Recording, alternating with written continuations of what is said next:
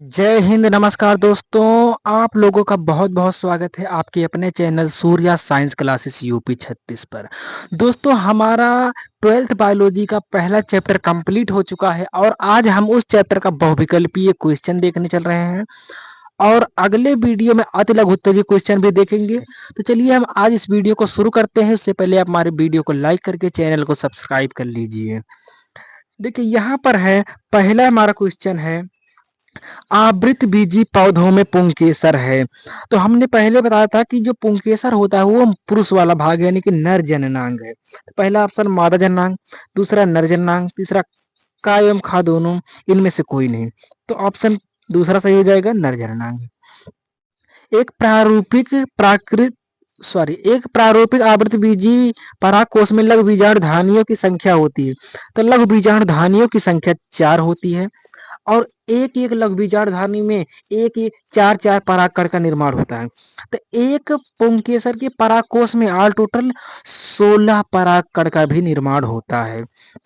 तीसरे नंबर पे क्वेश्चन है, सभी प्रतिमुख कोशिकाएं वह होती है जो उपस्थित होती हैं निभागीय छोर पर। आपने देखा था निभागीय या चलाजा की ओर जो 3 कोशिका उपस्थित थी उन्हें प्रतिमुख कोशिकाएं कहा जाता था। तो यहाँ पर आप टिक लगा देंगे निभागीय छोर पर। और चौथा नंबर पे क्वेश्चन है, निम्नलिखित में से कौन सी कोशिका सभी प्रकार के भ्रूणपोष में पाई जाती है।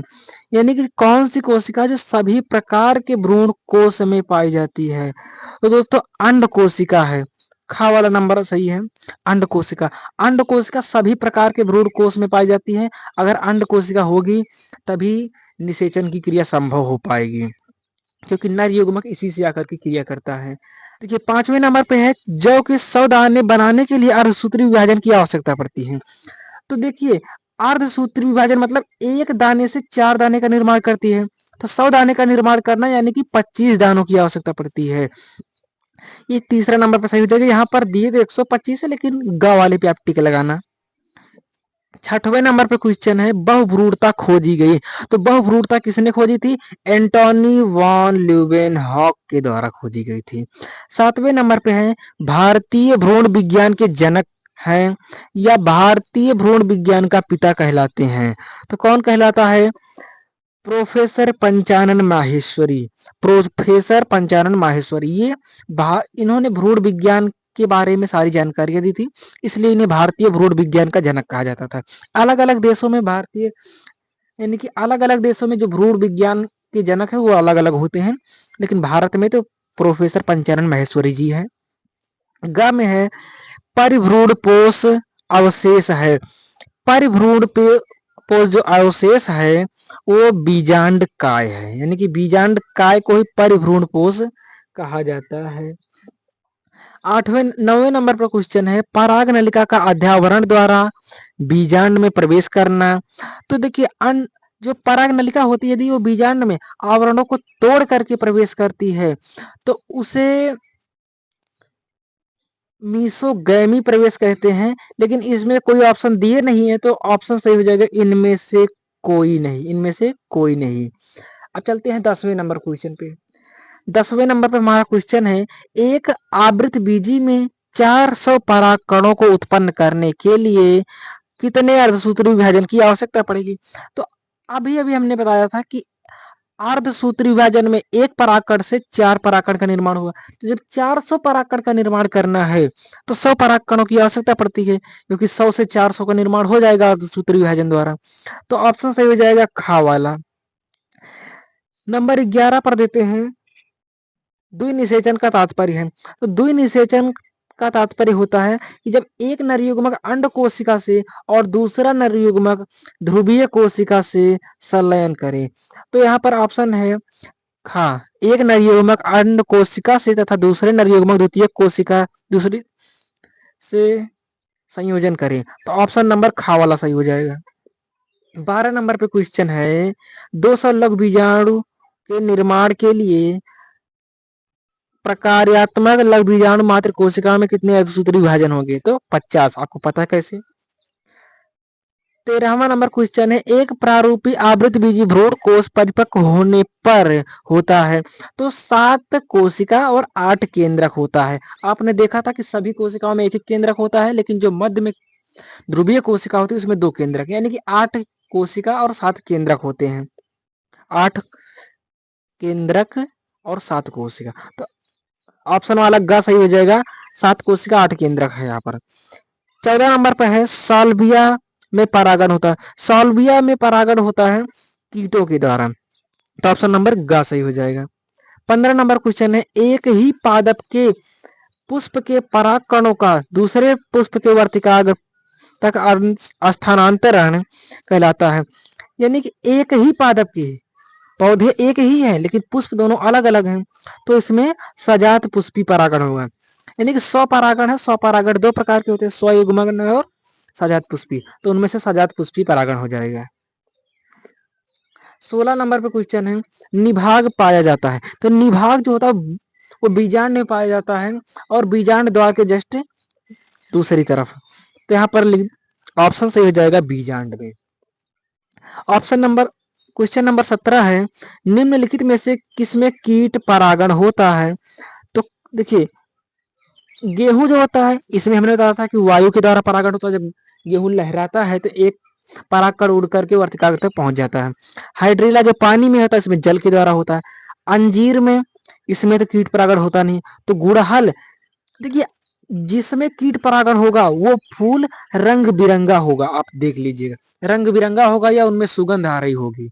तो आपने देखा गुड़हल रंग बिरंगा है तो इसमें कीटों द्वारा ही परागण होगा, तो ऑप्शन नंबर 1 सही हो जाएगा। 18वें नंबर पे क्वेश्चन है, पुष्पीय पादप का कौन सा भाग अगुणित होता है। पुष्पीय पादप का कौन सा भाग, तो जड़ जो होता है वो अगुणित होता नहीं, पत्ती अगुणित होती नहीं, युग्मनज तो द्विगुणित होता है और नर युग्मक ही अगुणित होता है। क्वेश्चन नंबर 19 है, निम्नलिखित पादपों के पुष्प के नर जननांग को कहा जाता है। निम्नलिखित क्वेश्चन नंबर 19 है, आवृतबीजी पादपों के पुष्प के नर जननांग को कहा जाता है। तो नर जननांग जो होता है उसे पुमंग या पुंकेसर कहते हैं। 20 नंबर पर क्वेश्चन है, आवृतबीजी पौधे का भ्रूण कोष होता है। भ्रूण पोष जो होता है वो त्रिगुणित होता है, क्योंकि ध्रुवीय कोशिका जो द्विगुणित होता है और नर युग्मक से क्रिया करता है तो त्रिगुणित हो जाता है, हमने बताया था आपको। क्वेश्चन नंबर 21 पर है, दोहरा निषेचन होता है। दोहरा निषेचन किसमें होता है, तो देखिए दोहरा निषेचन जो आवृत बीजी पौधे होते हैं। आवृत बीजी पौधे ऐसे पौधे जिनमें बीज का निर्माण हो, फल का निर्माण हो और बीज पर आवरण भी पाए जाते हैं, उन्हें आवृत बीजी पौधे कहते हैं। तो दोहरा निषेचन केवल आवृत बीजी पौधों में ही होता है, तो ऑप्शन नंबर घ वाला सही हो जाएगा, आवृत बीजी पौधों में। द्विनिषेचन का तात्पर्य, द्विनिषेचन का तात्पर्य, यह भी क्वेश्चन पहले भी आया था। एक नर युग्मक अंड कोशिका से तथा दूसरे का द्वितीयक केंद्रक से संयोजन, इसे नर द्वितीय निषेचन यानी कि द्विनिषेचन कहते हैं। और 23 नंबर पे क्वेश्चन है, जल परागित पुष्प का नाम है। तो हमने अभी अभी जो पहले क्वेश्चन आया था उन्होंने बताया था कि हाइड्रीला जो है इसमें जल द्वारा परागण होता है।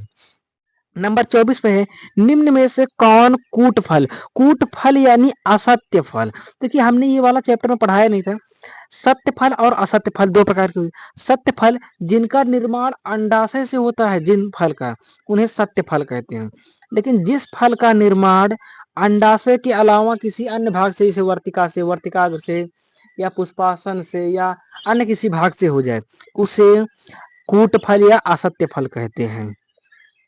तो यहाँ पर ऑप्शन पहला सही हो जाएगा, सेब जो है वो कूट फल है, इसका निर्माण जो होता है पुष्पासन से होता है। 25 नंबर पर क्वेश्चन है, भ्रूण पोष में गुणसूत्र की संख्या होती है। तो भ्रूण पोष त्रिगुणित होता है तो इसमें संख्या 3x होगा। 26 नंबर क्वेश्चन है, निम्नलिखित में से कौन एक आभासी फल नहीं है। तो अभी अभी आपने देखा आभासी फल या झूठा फल या असत्य फल एक ही चीज है। तो आम जो होता है ये सत्य फल है, क्योंकि इसका निर्माण अंडाशय से होता है। लेकिन सेब, स्ट्रॉबेरी, अखरोट, इन सब का निर्माण अंडाशय से नहीं होता है, इसलिए ये असत्य फल है। तो आपसे पूछा क्या गया कि कौन सा असत्य फल नहीं है, यानी कि कौन सा सत्य फल है। तो सत्य फल आम होगा। 27 नंबर पे क्वेश्चन है, बाइलिसनेरिया पौधे में परागण किस माध्यम से होता है? तो बाइलिसनेरिया का जो पौधा होता है वो जल में होता है और डूबा होता है जल में, इसलिए इसमें जो परागण होता है वो जल के द्वारा होता है। क्वेश्चन नंबर 28 पर है, घास परिवार में बीजपत्र को क्या कहते हैं? तो घास परिवार में बीजपत्र को प्रशल्क कहते हैं। 29 नंबर में क्वेश्चन है, इनमें से कौन परागकण में पाए जाते हैं? मतलब कौन सा है जो परागकण में पाया जाता है? तो ऑप्शन सही हो जाएगा ग वाला, एक जनन कोशिका तथा एक नलिका कोशिका, यानी कि जनन कोशिका और कायिक कोशिका जो होता है उसे नलिका कोशिका कहते हैं। तो ऑप्शन नंबर ग वाला सही हो जाएगा। क्वेश्चन नंबर 30 है, एक परागकोश में परागधानियों की संख्या होती है? तो परागकोश में परागधानियों की संख्या 4 होती है। क्वेश्चन अभी पहले भी आया था। अब क्वेश्चन नंबर 31 है, निम्नलिखित में से कौन वायु परागण की विशेषता नहीं है? वायु परागण में हल्के बीज की जरूरत होती है, ये विशेषता है। बृहत एवं पिच्छ वर्तिकाकार होना चाहिए, ये विशेषता है। असंख्य बीजांड होना चाहिए, असंख्य बीजांड की आवश्यकता नहीं है, लेकिन असंख्य परागकण की आवश्यकता होती है, यानी कि असंख्य बीजांड जो होता है ये विशेषता नहीं है, तो यही पूछा है तो हम इसे टिक कर देते हैं। अब चलते हैं क्वेश्चन नंबर 31 पर। अब आ चुके हैं क्वेश्चन नंबर 32 पर। निम्नलिखित में से कौन एक कूट फल है? कूट फल है यानी कि सेब, अभी आपने पढ़ा था। नंबर 33 पर है, आवृत बीजी पौधों के भ्रूण पोष में गुणसूत्रों की संख्या होती है? तो भ्रूण पोष में गुणसूत्रों की संख्या 3x यानी कि त्रिगुणित होता है। बीजांड का वह स्थान जहां बीजांड वृंत से जुड़ा होता है कहलाता है नाभिका। हमने आपको बीजांड में दिखाया था, जो बीजांड वृंत में एक बूंदी सी रखी थी वो क्या है? वो नाभिका है। तो ऑप्शन नंबर ग वाला सही हो जाएगा। टैपिटम परत का काम है, हमने आपको बताया था कि निषेचन से पूर्व जो पराग कोश की संरचना दिखाई थी उसमें 4 परत होते हैं। कौन कौन से? सबसे बाहर होता था बाह्य परत, उसके अंदर अंतःस्थिपियम परत, उसके अंदर मध्य परत, उसके अंदर जो होता है टैपिटम। तो टैपिटम जो होता है वो पराग कणों को पोषण प्रदान करता है, उन्हें सुरक्षा प्रदान करता है। तो इसमें कौन सा ऑप्शन सही है? पराग कणों को पोषण। अब क्वेश्चन नंबर 36 है, आवृत बीजी पौधे का भ्रूणपोष होता है त्रिगुणित। दोस्तों ये क्वेश्चन बार बार आ रहा है, आप देख सकते हैं कितना ज्यादा इंपॉर्टेंट है। क्वेश्चन नंबर 37 है कि 108 लघु बीजाणुओं के निर्माण हेतु लघु बीजाणु मात्र कोशिकाओं में कितने अर्धसूत्री विभाजन होने चाहिए? यानी कि 27 लघु बीजाणु होने चाहिए। अगर 27 लघु बीजाणुओं में अर्धसूत्री विभाजन होगा तब 108 लघु बीजाणु का निर्माण हो जाएगा, यानी कि ऑप्शन नंबर ख सही हो जाएगा। क्वेश्चन नंबर 38 है, पुष्प में कौन सा अंग जनन अंग का प्रतिनिधित्व करता है? पुष्प में कौन सा अंग जनन अंग का प्रतिनिधित्व करता है? यानी कि मादा जनन अंग का प्रतिनिधित्व कौन सा करता है? तो जायांग। अब क्वेश्चन नंबर 39 है, परागकण पुष्प के किस अंग के भीतर निर्मित होते हैं? परागकण जो होता है वो पुष्प वाले के नर भाग में, नर भाग कौन सा होता है? तो लघु बीजाणुधानी, लघु बीजाणुधानी के अंदर ही, यानी कि नर भाग जो होता है पुंकेसर, पुंकेसर के अंदर होता परागकोश, परागकोश के अंदर होता है लघु बीजाणुधानी। तो लघु बीजाणुधानी में ही परागकण का निर्माण होता है। क्वेश्चन नंबर है 40, निम्न में से किसकी मौजूदगी के कारण परागकण जीवाश्म के रूप में अच्छी तरह संरक्षित होते हैं? तो स्पोरोलेनिन, पुष्प में एक भाग होता है स्पोरोलेनिन। अगर आप परागकण जो होता है इसमें एक भाग होता है स्पोरोलेनिन, आप परागकण को चाहे मिट्टी में दफना दो, चाहे पानी में डाल दो, कहीं भी डाल दो, ये सड़ने नहीं देता उसे। तो ऑप्शन नंबर ख सही हो जाएगा। 41 नंबर क्वेश्चन है, निम्नलिखित में से कौन आभासी फल नहीं है? दोस्तों आप एक क्वेश्चन देखिए कि भ्रूणपोष त्रिगुणित होता है, ये वाला क्वेश्चन, और आभासी फल, ये दो क्वेश्चन बार बार पूछे जा रहे हैं, आप इन पर जरूर ध्यान दीजिएगा। क्वेश्चन नंबर 41 है, निम्नलिखित में से कौन सा आभासी फल नहीं है? तो आम आभासी फल नहीं है।